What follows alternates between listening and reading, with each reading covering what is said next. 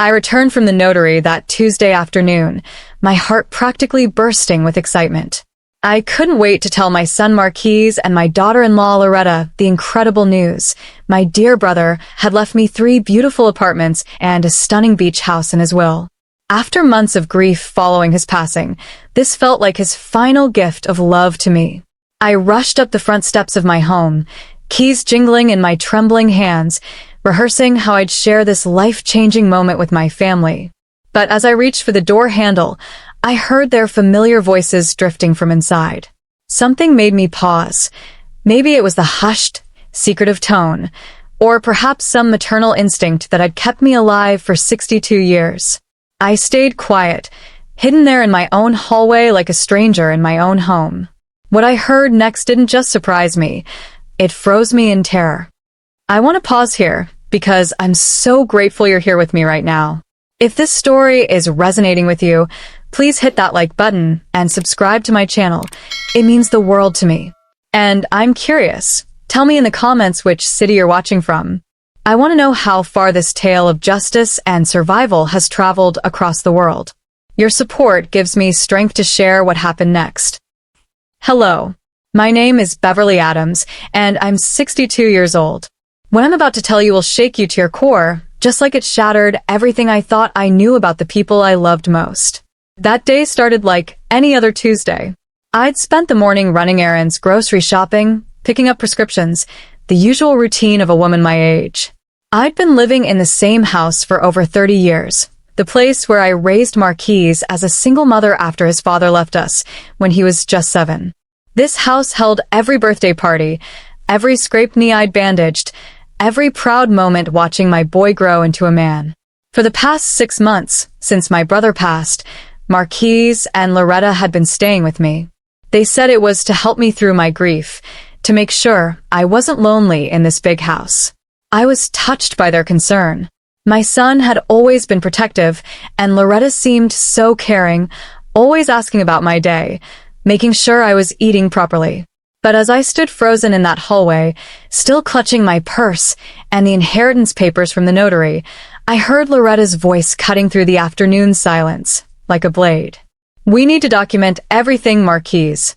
Every time she forgets where she put her keys, every time she repeats a story. The lawyer said judges love medical evidence of cognitive decline. My blood turned to ice water in my veins. Marquise's voice responded, and I barely recognized it. Gone was the warm tone of the son who used to call me Mama with such love. She's been more confused lately. Yesterday, she couldn't remember if she'd taken her medication. Perfect, Loretta continued, and I could hear papers rustling. I've been keeping notes in this journal. Look, March 15th. Beverly couldn't find her reading glasses for 20 minutes. March 22nd. Beverly asked me twice if I'd seen her blue sweater. We have months of this. The world tilted beneath my feet. Those weren't signs of cognitive decline. Those were normal moments of a woman living her life, the kind of small forgetfulness that happens to everyone. But they were twisting these innocent moments into evidence against me. The Guardian paperwork is almost ready, Marquise said, his voice growing more confident. Once we get the court to declare her incompetent, we'll have control of everything. Her bank accounts, the house, all of it. And she trusts us completely, Loretta added with what sounded like satisfaction. She has no idea we've been screening her phone calls and keeping her isolated from her friends. That Nancy woman has been calling for weeks, but I just tell Beverly she never called. Nancy. My dear friend Nancy, who I'd wondered about. I thought she'd forgotten about me during this difficult time, but they'd been lying, cutting me off from my support system like predators isolating their prey. The timing is perfect, Marquise continued. She's vulnerable from grief, and everyone expects older people to decline after losing family. No one will question it. I pressed my back against the wall, fighting the urge to vomit. This was my son, the baby I'd rocked to sleep, the boy I'd sacrificed everything for, working double shifts as a nurse just to keep food on our table. I'd given him everything I had, every dream I deferred, every opportunity I'd created from nothing. And this was how he repaid me. But then something unexpected happened. Through the devastating shock and betrayal, a different emotion began to rise. Not just hurt, but a cold, calculating anger. They thought I was a confused old woman they could manipulate and control. They had no idea who they were dealing with. I quietly backed away from the door, slipped outside, and sat in my car for 20 minutes, my hands shaking as I processed what I'd just learned. The inheritance papers from my brother's estate lay on the passenger seat, 3 apartments, and a beach house they knew nothing about yet. A plan began forming in my mind. If they wanted to play games with the supposedly declining woman, I'd give them exactly what they expected to see. I walked back into that house wearing the mask of the confused, trusting mother they needed me to be. But inside, Beverly Adams was wide awake and ready for war. But you want to know what happened the very next day? The universe has a twisted sense of timing because that Wednesday morning, I had an appointment that would change everything once again. I sat in the parking lot of Morrison and Associates law firm, staring at the brass nameplate on the building. My brother David's attorney had called me 3 days earlier, asking me to come in for the final reading of the will. I thought it would be routine paperwork, maybe a few family photos, his old watch, something sentimental to remember him by. The morning air was crisp as I walked through those heavy oak doors, my sensible shoes clicking against marble floors that had probably witnessed decades of life-changing moments. Mrs. Morrison, a woman about my age with kind eyes and silver hair, greeted me in her mahogany-paneled office. "Beverly, please sit down," she said, sliding a thick folder across her desk. "Your brother was very specific about his wishes." I opened that folder with trembling fingers, expecting to see a modest inheritance, maybe enough to pay off some bills or take a small vacation. Instead, my eyes widened as I read property deed after property deed. 3 apartment buildings. 3 fully occupied, income-generating apartment buildings in the heart of downtown, each worth more than my house. And then, at the bottom of the stack, the deed to a coastal property, a beach house overlooking the Atlantic Ocean, complete with private beach access. "This cannot be right," I whispered, my voice barely audible. Mrs. Morrison smiled gently. "Your brother was quite successful with his real estate investments, Beverly. He wanted everything to go to you. The rental income alone from those apartments will provide you with financial security for the rest of your life." The numbers swam before my eyes. Monthly rental income that exceeded my annual nursing pension. Properties worth more money than I'd ever dreamed of having. My baby brother, who I'd helped raise after our parents died, had become wealthy and left it all to me. But then Mrs. Morrison's expression grew serious. "There is something else, Beverly. David left you a personal letter. He insisted I give it to you privately." She handed me an envelope with my name written in David's familiar handwriting. Inside, his words hit me like a physical blow. "Beverly, if you're reading this, I'm gone, and I pray you're safe. I worry about people changing when money enters the picture. Be careful who you trust with this information. Real family protects you, fake family protects themselves. Watch for the signs. Love, your baby brother David." The irony was so sharp it nearly cut me in half. Here I was, holding the keys to financial freedom, while my own son and daughter-in-law were plotting to steal everything I already had. I drove home in a daze, those legal documents secure in my purse, like weapons I didn't yet know how to use. The spring afternoon should have felt celebratory. I was now a wealthy woman, free from financial worry forever. Instead, every mile toward home felt like driving toward a battlefield where the enemy wore familiar faces. As I pulled into my driveway, I could see Marquise and Loretta through the living room window. They were sitting at my kitchen table, the same table where I'd helped Marquise with homework for 12 years, where we'd shared countless family dinners. Now it felt like enemy territory. I sat in my car for several minutes, watching them through the glass. Loretta was writing in what I now knew was her evidence journal, documenting my supposed decline. Marquise was on his phone, probably talking to their lawyer about guardianship proceedings. They looked so comfortable, so confident in their deception. Taking a deep breath, I gathered the inheritance papers and walked toward my own front door, preparing to face the people who thought they knew exactly who they were dealing with. "Hi there," I called out as I entered, my voice deliberately cheerful and slightly vague. "How are my lovely children doing today?" Loretta immediately closed her journal and smiled that practiced smile I now recognized as completely false. "Oh, Beverly, there you are. We were getting worried about you. Were you now?" I asked, setting my purse down carefully and studying their faces. Amazing how different people looked when you finally saw them clearly. "Just running errands, dear." Marquise stood up and gave me what I once thought was a caring hug. Now I felt the calculation in it, the way he held me just a moment too long, as if assessing my mental state. "Mom, you seem a little tired," he said, his voice carrying that patronizing tone I was only now noticing. "Maybe you should rest this afternoon." "Maybe so," I agreed, playing the part they needed me to play. It has been quite the day. But as I walked toward my bedroom, those inheritance papers burning like fire in my purse, I felt something I hadn't experienced in months. Pure, crystalline clarity. They thought they were manipulating a confused old woman, but they had no idea they were actually dealing with someone who now had resources they couldn't even imagine. The beach house David had left me was 2 hours away, far enough to disappear if I needed to, close enough to access quickly. The apartments would provide income whether I lived here or anywhere else in the world. For the first time in months, I had options they knew nothing about. That night, I lay in bed listening to their whispered conversations through the thin walls, their voices carrying plans to slowly increase my supposed confusion, to document more evidence, to move faster with the guardianship proceedings. Little did they know I was already 3 steps ahead of them. And tomorrow, the real game would begin. That night, after Marquise and Loretta had finally gone to bed, I sat at my small writing desk by the bedroom window. The house was quiet except for the familiar sounds of settling wood and distant traffic. I pulled out David's letter again, reading it by the soft glow of my bedside lamp. But there was more to his letter. Parts 1 hadn't fully processed in Mrs. Morrison's office, while my mind was reeling from the inheritance news. "Beverly," his familiar handwriting continued, "I've seen what money does to families. I've watched good people become strangers when inheritance is involved.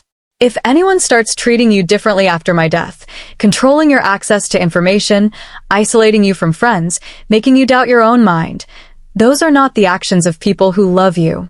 Those are the actions of people who see you as an obstacle to overcome." My hands trembled as I read on. It was as if David had somehow seen into the future, predicting exactly what would happen to me. "Keep your own records. Trust your instincts. And remember, real family doesn't need to control you to love you. They especially don't need legal guardianship to care for you. Anyone who suggests otherwise is not thinking of your best interests. I'm giving you resources, so you'll never have to depend on anyone who would hurt you. Use them wisely. Use them to protect yourself." I set the letter down and looked around my bedroom, the room where I'd raised my son alone, where I'd worried about paying bills for decades, where I'd cried myself to sleep after working double shifts at the hospital just to keep us afloat. Now everything felt different, tainted by the knowledge of what Marquise and Loretta were planning. I pulled out a fresh notebook from my desk drawer, one of those composition books I used to buy for Marquise's school projects. On the first page, I wrote, "Record of truth," and the date. If they were documenting fictional evidence of my decline, I would document the very real evidence of their deception. March 28th, overheard M and L discussing guardianship plans. L keeping journal of evidence against me. They've been screening my phone calls and isolating me from friends. As I wrote, memories began flooding back with painful clarity. All those times over the past months when I'd felt confused or isolated, it hadn't been my age or grief clouding my judgment. It had been their systematic manipulation. March 15th, L told me Nancy hadn't called. But Nancy calls every Sunday, without fail. Has been calling for weeks according to their conversation. February 22nd, M suggested I stop driving alone. Said I seemed disoriented after grocery shopping. But I navigated those stores perfectly fine. He just wanted me dependent on them for transportation. February 10th, L helped me organize my banking. Insisted on being present for all transactions. Said it was to protect me from scams. Now I realized she was monitoring my financial access. The more I wrote, the clearer the pattern became. They hadn't moved in to help me grieve. They'd moved in to execute a long-term plan. Every concern about my well-being had been calculated manipulation. I thought about Nancy, my dear friend of 20 years. We'd worked together at the hospital, shared countless coffee breaks and life stories. She would never just stop calling without reason. They'd been stealing my friendships along with everything else. At 2 a.m, I made a decision that felt both terrifying and liberating. I picked up my phone and dialed Nancy's number, praying she was a light sleeper.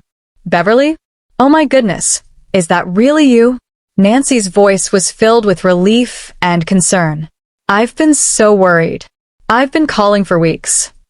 Nancy, dear friend, I whispered, stepping into my closet and closing the door so my voice wouldn't carry. I know you have been calling. They've been lying to me. Who has been lying? What are you talking about? The whole story poured out of me in hushed tones.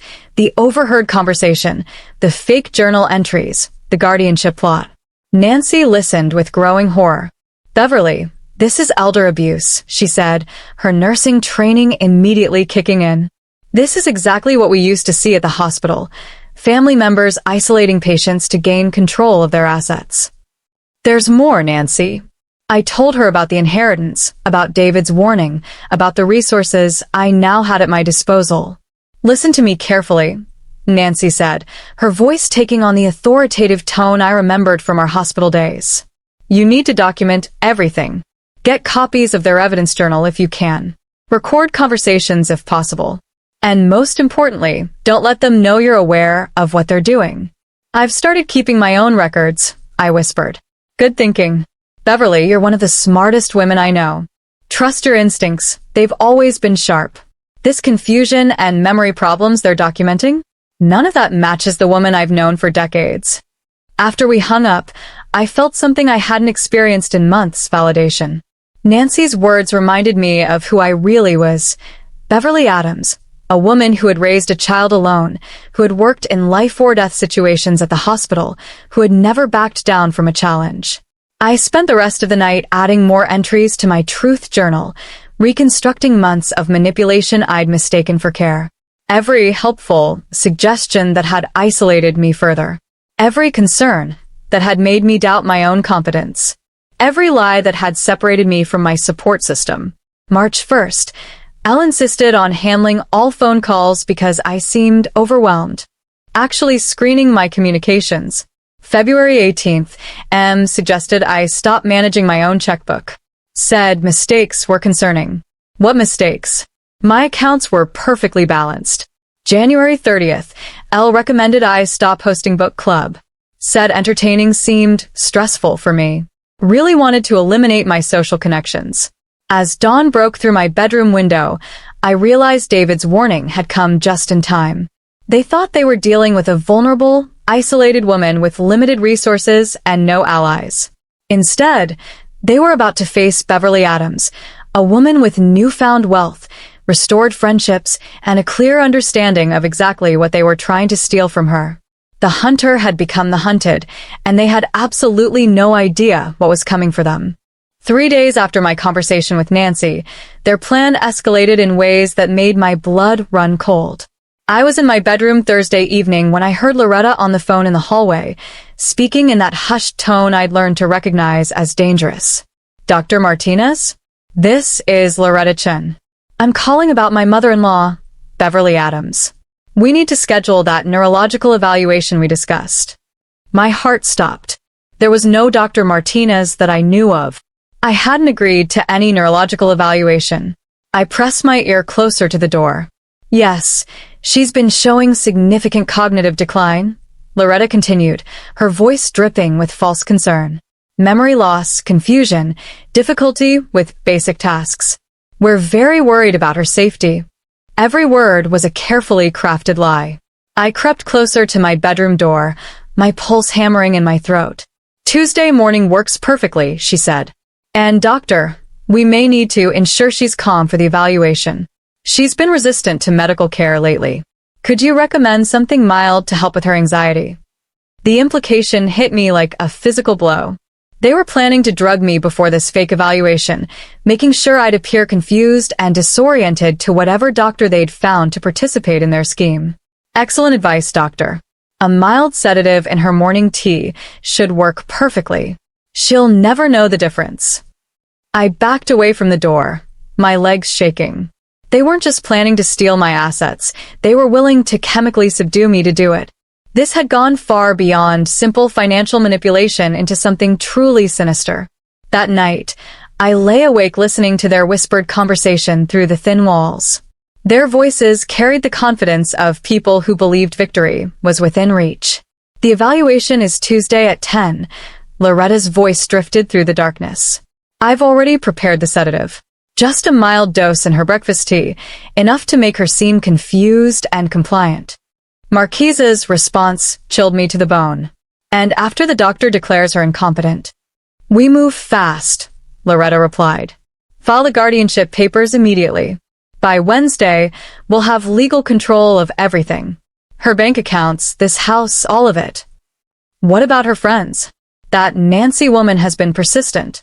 Once we have guardianship, we control all her communications. We can legally isolate her completely. Tell everyone she's too confused for visitors. I pressed my face into my pillow to muffle the sound of my breathing. They were planning to erase my entire existence, turning me into a prisoner in my own life. The timing is perfect, Marquise continued. She's been acting more confused lately anyway. That's because I've been increasing the dose gradually, Loretta said with satisfaction. Just a tiny amount in her evening tea for the past 2 weeks. Nothing dangerous, just enough to make her seem foggy and disoriented. The room spun around me. They'd already been drugging me. All those evenings when I'd felt unusually tired, when my thoughts seemed cloudy, it hadn't been grief or age. It had been them, slowly poisoning me to support their narrative. After Tuesday, we won't need to be subtle anymore, Loretta added. Once she's declared incompetent, we can control her medication completely. I waited until their conversation died down and their bedroom door closed. Then, with trembling fingers, I reached for my phone and dialed Mrs. Morrison's emergency number. The attorney had given it to me after our meeting, saying David had insisted his sister have access to legal help at any hour. Mrs. Morrison? I whispered when she answered. This is Beverly Adams. I need help immediately. Beverly, what's wrong? It's nearly midnight. They're going to drug me on Tuesday morning. They're planning to have me declared incompetent at a fake medical evaluation. The words tumbled out of me in a rush. Slow down, dear. Tell me everything. I explained the overheard conversations, the planned sedation, the guardianship scheme. Mrs. Morrison listened with growing alarm. Beverly, this is serious criminal behavior. We need to get you somewhere safe immediately. Can you meet me somewhere? I need to gather evidence first. There's a 24-hour diner on Harbor Street near my office. Can you get there safely? I think so. Give me 2 hours. After hanging up, I moved through my house like a ghost, gathering everything I needed. My truth journal, copies of the inheritance papers, my identification documents, bank statements they didn't know I'd hidden in my bedroom. I photographed Loretta's evidence journal while they slept. My phone's camera flash turned off. In the kitchen, I found the small bottle hidden behind the flour canister, unmarked drops that explained weeks of confusion and fatigue. I photographed that too, evidence of their systematic poisoning. At exactly 1:15 in the morning, I slipped out through my back door into the cold spring night. The rain had started, creating perfect cover for my escape. I left my car in the driveway, they'd notice if it was gone, and walked the 8 blocks to Harbor Street through back alleys and side streets I'd known since childhood. Mrs. Morrison was waiting in a corner booth at the diner, a pot of coffee and a notepad already on the table. When she saw me walk in, soaked and shaking, her face hardened with determination. Beverly, you did the right thing. We're going to stop them before they can hurt you any further. As I slid into that vinyl booth, surrounded by the warm safety of fluorescent lights and the smell of coffee, I realized something profound. I wasn't running away from my problems anymore. I was running toward justice. Mrs. Morrison poured me a steaming cup of coffee, her eyes scanning my face with the sharp attention of someone who'd spent decades protecting vulnerable clients. The fluorescent lights of the all-night diner cast harsh shadows, but I felt safer than I had in months. "Beverly, show me everything you've collected," she said, sliding a legal pad across the sticky table. I opened my purse with trembling hands, spreading out my truth journal, the photographs of Loretta's evidence collection, and the pictures of that unmarked bottle they'd been using to drug my evening tea. Mrs. Morrison's expression grew darker with each piece of evidence. "This is textbook elder abuse," she said, her voice tight with controlled anger. "They've been systematically isolating you, documenting fabricated evidence, and chemically sedating you to support their narrative of cognitive decline." "What do we do now?" I asked, wrapping my cold hands around the coffee mug. "First, we need to get you a legitimate medical evaluation to prove your mental competency. Then we file police reports for attempted guardianship fraud and elder abuse. But most importantly, we need to secure your inheritance legally before they realize you're gone." At 3 a.m, Mrs. Morrison drove me to the emergency room at Memorial Hospital, where Dr. Sarah Chen, no relation to Loretta, thankfully, conducted a comprehensive cognitive assessment. The irony wasn't lost on me that I was voluntarily seeking the exact evaluation they'd planned to force on me under chemical sedation. "Mrs. Adams, your cognitive function is completely normal for your age," Dr. Chen announced after 2 hours of testing. "Your memory, reasoning, and decision-making abilities are all within excellent ranges. I see no signs of dementia, confusion, or cognitive decline whatsoever." She handed me official documentation of my mental competency, stamped and signed. "If anyone questions your ability to make your own decisions, this evaluation will stand up in any courtroom." By dawn, we were at the police station. Detective Maria Rodriguez listened to my story with the focused attention of someone who'd seen similar cases before. She recorded my statement, photographed the evidence, and immediately opened an investigation into attempted elder fraud. "Mrs. Adams, what you're describing is more common than people realize," Detective Rodriguez explained.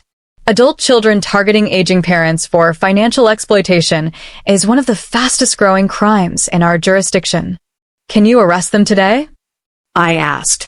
"We need to build a stronger case first, but we can certainly prevent them from following through with their Tuesday plan.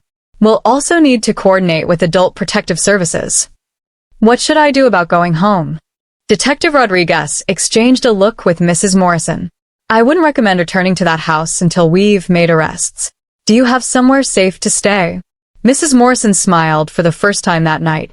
"Actually, Beverly owns property they know nothing about." By Thursday afternoon, I was standing in the living room of my inherited beach house, watching waves crash against the private shoreline through floor-to-ceiling windows.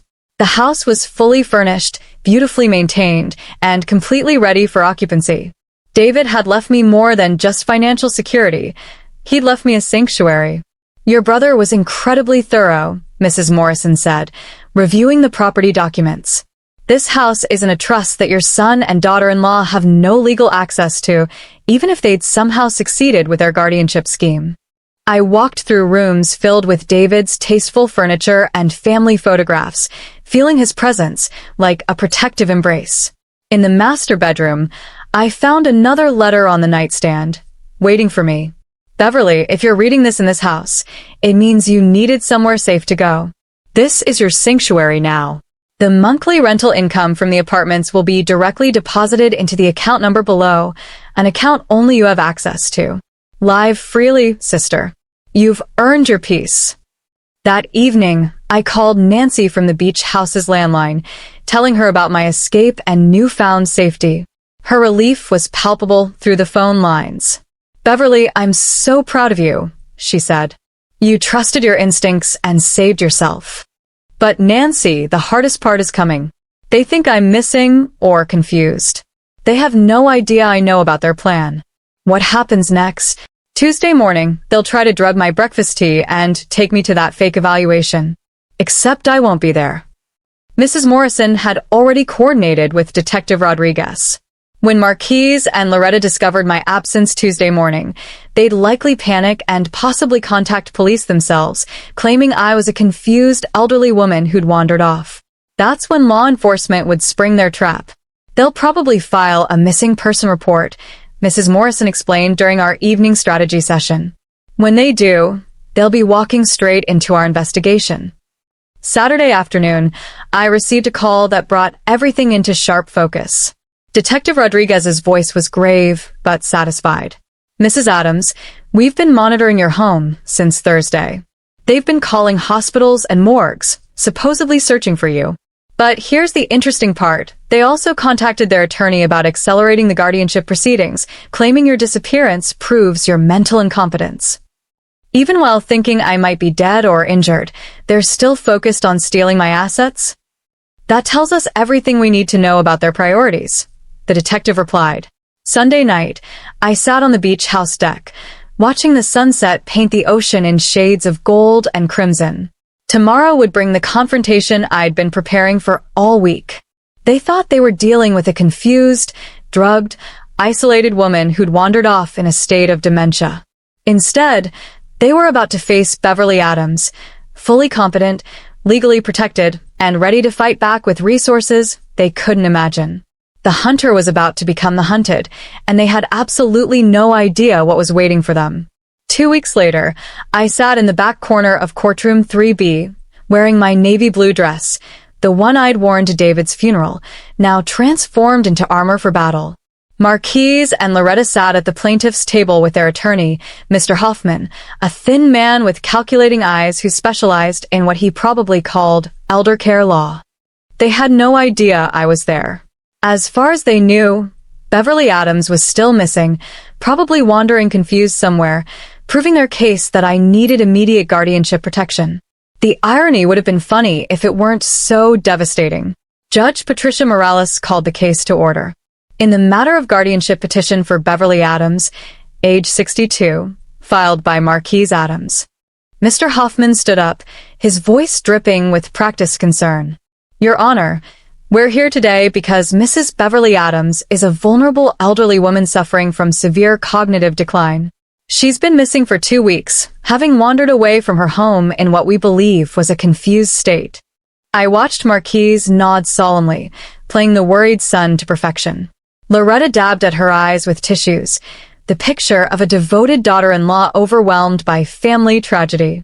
We have extensive documentation of Mrs. Adams' deteriorating mental state, Hoffman continued, producing Loretta's fabricated journal.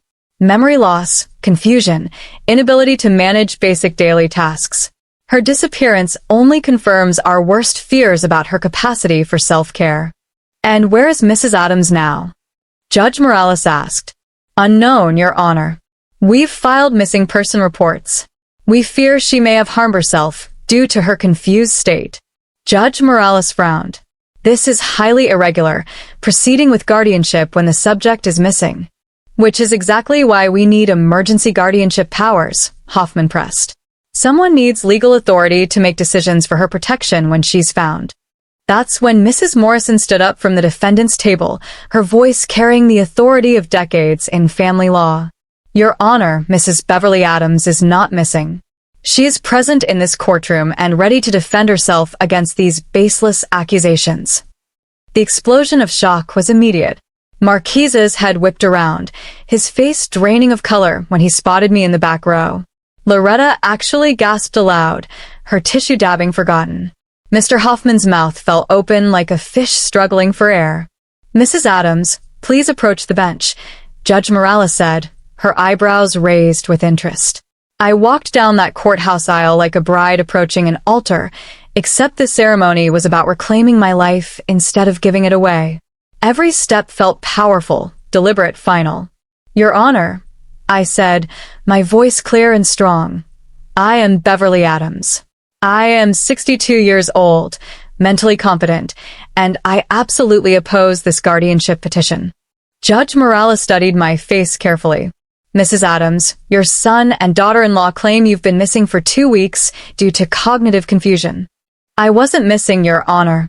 I was hiding from people who were systematically drugging me, documenting false evidence of mental decline, and planning to steal my assets through fraudulent guardianship.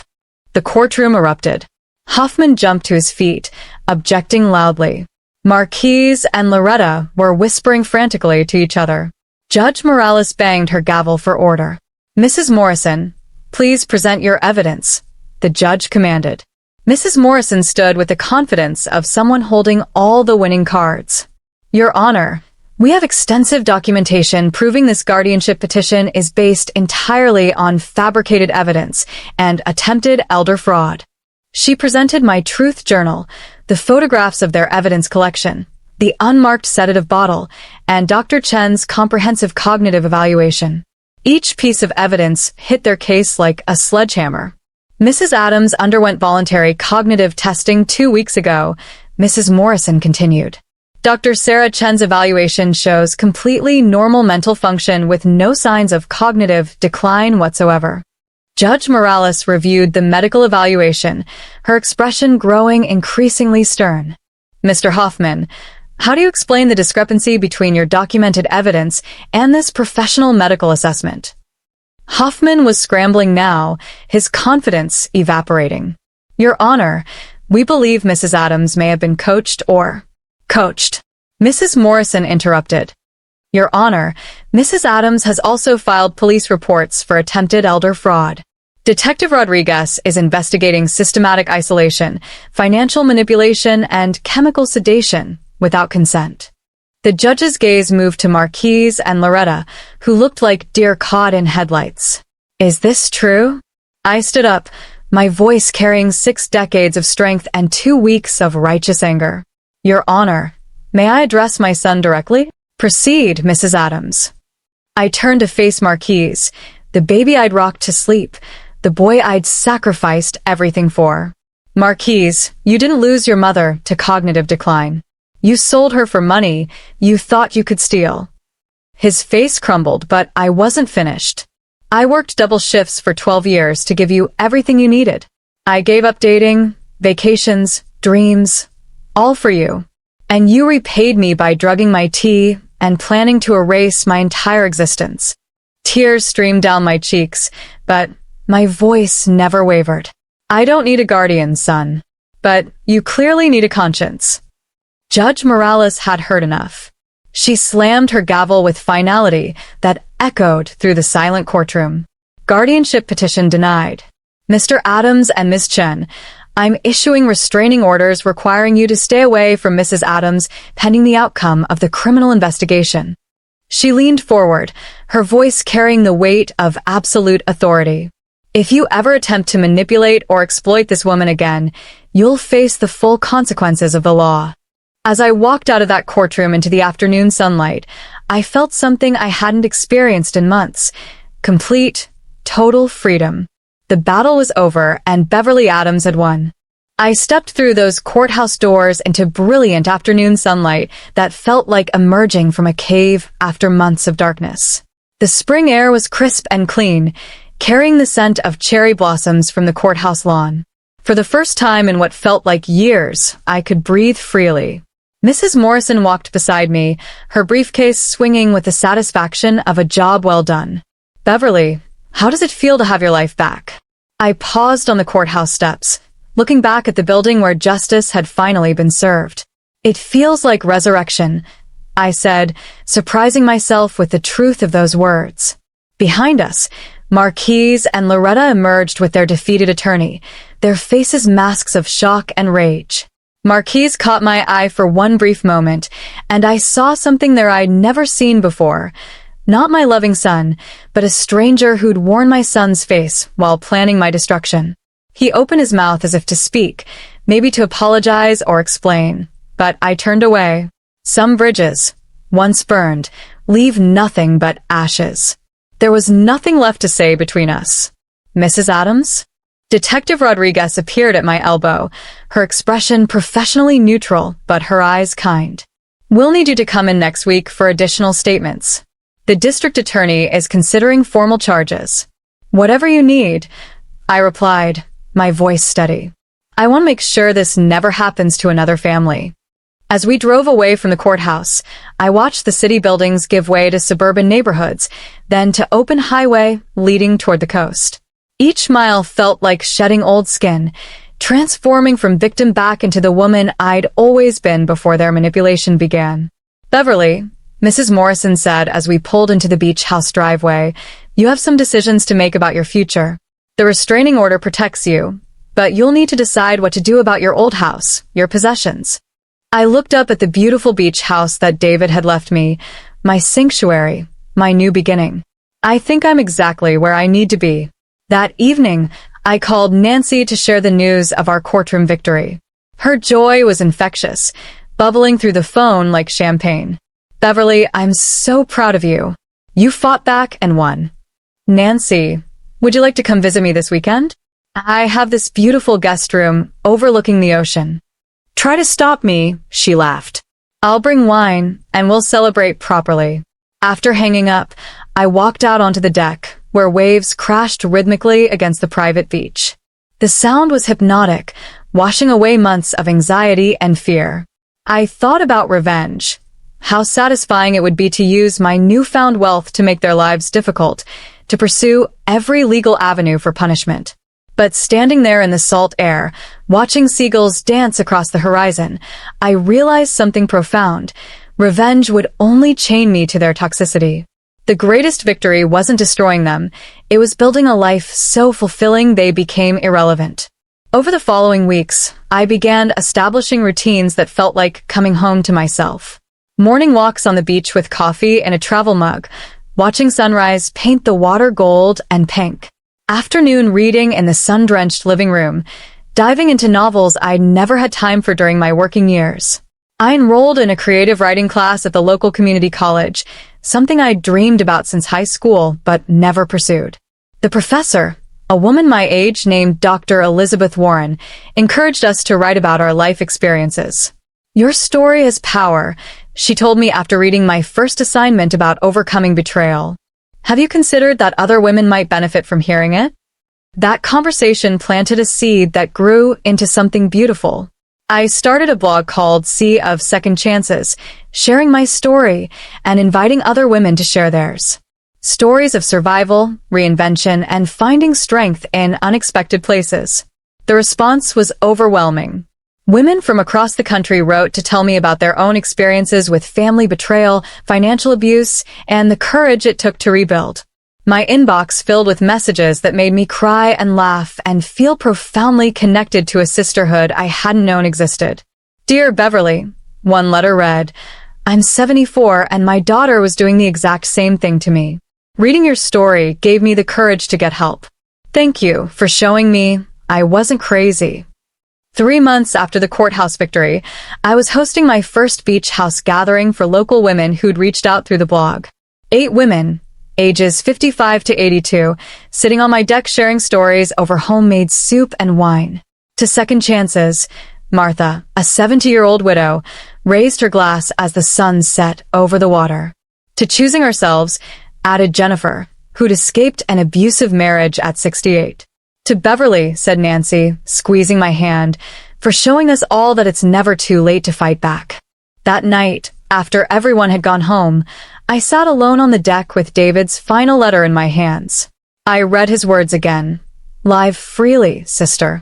You've earned your peace." The monthly rental income from the 3 apartment buildings had started flowing into my new account, more money than I'd ever imagined having. But the real wealth wasn't financial. It was the knowledge that I'd saved myself, that I'd chosen dignity over bitterness, that I'd built something beautiful from the ashes of betrayal. I looked up at stars reflecting on the water, feeling something I hadn't experienced since childhood, complete faith in my own strength and judgment. Beverly Adams was finally, fully, gloriously free. For months later, I woke to the sound of waves gently lapping against the shore outside my bedroom window. The early morning light filtered through sheer curtains, casting dancing patterns on the hardwood floors that David had so carefully chosen. This daily awakening had become my favorite moment, that peaceful transition from sleep to consciousness, surrounded by beauty and safety. My morning routine had become sacred ritual. Coffee first, brewed strong in the kitchen overlooking the water, then out to the deck in my favorite blue robe to watch the sunrise paint the horizon in shades of coral and gold. The September air carried a hint of autumn's approach, but the ocean remained warm and welcoming. "Good morning, beautiful world," I whispered to the seagulls that had become my regular breakfast companions. They'd learned to expect the small pieces of toast I saved for them, gathering on the deck railing like feathered friends checking in on my well-being. At 8:30, I settled into my home office, David's former study that I'd transformed into my writing sanctuary. The Sea of Second Chances blog had grown beyond my wildest expectations. What started as my personal story of survival had become a thriving community of women supporting each other through life's most challenging transitions. My laptop screen filled with new messages from readers across the globe. Today's inbox held particularly moving stories that made my heart both ache and soar. "Dear Beverly," wrote Patricia from Oregon, "I'm 58 and just discovered my husband has been hiding our retirement savings. Your story gave me courage to hire a lawyer. Thank you for showing me I'm not powerless." Another message from Maria in Texas. "After reading your blog, I realized my adult children were financially abusing me too. I moved out last week, and I'm staying with my sister. For the first time in years, I feel like myself again." These messages reminded me daily why sharing my painful experience had been so important. Every woman who found strength through my story justified the vulnerability of putting my private trauma into public view. By 10 o'clock, I was walking the beach with Nancy, who'd started visiting every Tuesday for what we called our wisdom walks. These weekly conversations had become the highlight of both our weeks, two old friends reconnecting after years of letting life get in the way. "Beverly, you look younger every time I see you," Nancy said, linking her arm through mine as we strolled along the water's edge. "There's something different about your face now." "What do you mean?" "The worry lines are disappearing. You're not constantly looking over your shoulder anymore. You move like a woman who owns her space." She was right. The hypervigilance that had marked my final months in that house, always listening for whispered conversations, always doubting my own perceptions, had gradually melted away. Now I moved through my days with the confidence of someone who trusted her environment completely. "Nancy, do you ever think about forgiveness?" I asked as we picked up smooth shells along the shoreline. "What kind of forgiveness?" "Marquise sent another letter last week. Third one this month. He says he wants to make amends, that he realizes what they did was wrong." Nancy stopped walking and studied my face carefully. "What does your heart tell you?" "That some wounds change you permanently, and that's not necessarily bad. I'm not the same trusting woman I was 6 months ago. I'm more careful now, more protective of my peace." "And that's exactly how you should be," Nancy said firmly. "Forgiveness doesn't mean putting yourself back in harm's way. It means not letting their poison continue destroying your happiness." After Nancy's visit, I spent the afternoon working on next week's blog post, titled "The Freedom of Chosen Solitude." The piece explored how society pressures women to maintain family relationships even when those relationships are toxic, and how there was profound strength in choosing your own well-being over others' expectations. My afternoon writing was interrupted by a video call from Dr. Warren, my creative writing professor who'd become both mentor and friend. Her weathered face filled my laptop screen, eyes bright with excitement. "Beverly, I have wonderful news. The literary magazine wants to publish your essay about rebuilding after betrayal. They're calling it one of the most powerful pieces they've received this year." "Really? They want my writing?" "Not just want it, they're featuring it as their cover story." "Beverly, you have a gift for transforming pain into hope. Have you considered writing a book?" After the call ended, I sat in my study watching fishing boats return to harbor as sunset approached. A book. 6 months ago, I'd been fighting for basic autonomy, and now professors were encouraging me to share my voice with the world. Evening brought my favorite ritual, dinner on the deck while watching the sun sink into the ocean.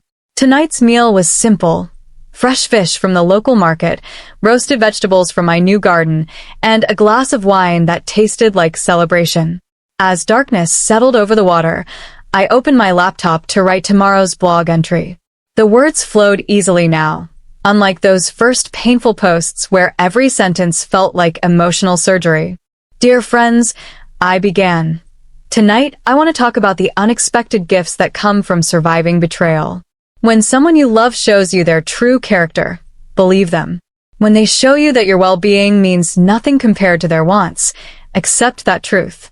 But also know this: the space they leave behind when you remove them from your life, that space fills with better things. Self-respect. Peace.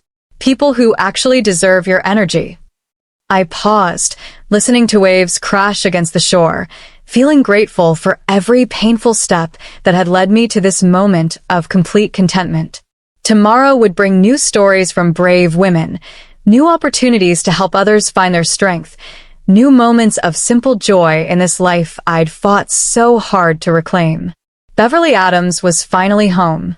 6 months to the day after the courthouse victory, a thick envelope arrived in my mailbox bearing familiar handwriting that made my stomach clench with old anxiety. Marquise's distinctive scrawl across cream-colored stationery, the expensive kind he'd always used for important occasions, back when I thought those occasions mattered. I carried the letter to my kitchen table, the same spot where I'd read David's final warning all those months ago. But this time, sunlight streamed through windows that belonged to me alone, and the ocean breeze carried no threats, only salt-scented peace. With steady hands, I opened the envelope and began to read. Dear Mom, it started, and even those 2 words felt like manipulation now. I know I have no right to write to you after what Loretta and I did. I know you probably never want to see me again. But I need you to know how sorry I am.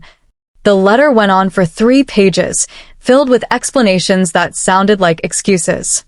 He claimed Loretta had influenced him, that financial pressure had clouded his judgment, that he'd never meant for things to go so far. He wrote about sleepless nights, about therapy sessions, about finally understanding the magnitude of their betrayal. I miss you every day, the letter continued. I miss calling you for advice, miss your laugh, miss knowing you're proud of me. I threw away the most important relationship in my life for money we didn't even need. I know that makes me a fool, but it also makes me desperate to earn your forgiveness. He wrote about wanting to rebuild our relationship, about how he'd left Loretta and was trying to become the man I'd raised him to be. He begged for one conversation, one chance to look me in the eyes and apologize properly. Please, Mom, I know I don't deserve forgiveness, but I'm hoping you'll find it in your heart anyway. You taught me that families work through problems together. Can we try to work through this one? I set the letter down and walked out to my deck, needing the ocean's perspective on his words.